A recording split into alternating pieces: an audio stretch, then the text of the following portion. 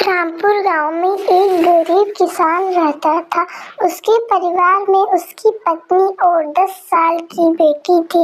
वो बहुत ही गरीब थे। उनका एक छोटा सा खेत था।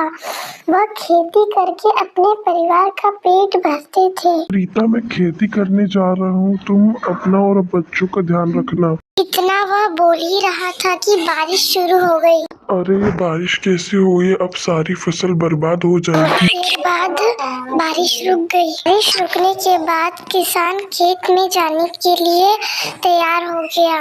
इसके बाद किसान खेत की ओर जाने लगा।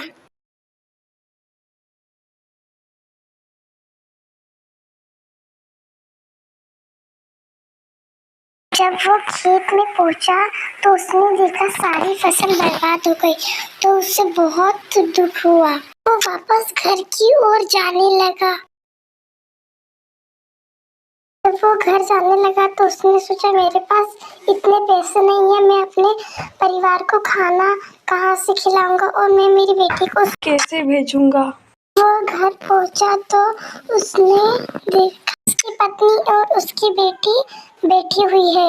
वह घर पहुंचा तो उसने अपनी पत्नी को बताया। बारिश की वजह से सारी फसल बर्बाद हो गई है। ये बातें कर ही रहे थे, तभी किसी ने दरवाजा।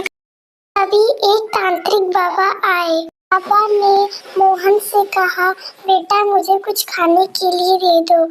पापा, अभी मेरे पास खाने के लिए कुछ नहीं है, नहीं तो मैं आपको दे देता। मुझे क्षमा कीजिए। तुम मुझे बहुत परेशान लग रहे हो।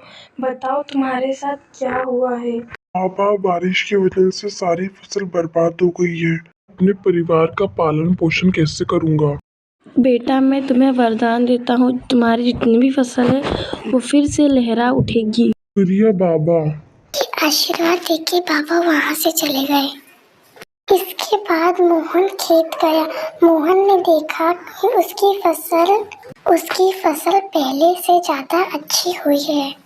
इस वीडियो से हमें यह सीख मिलती है कि बुरे वक्त में भी हमें किसी की मदद करनी चाहिए।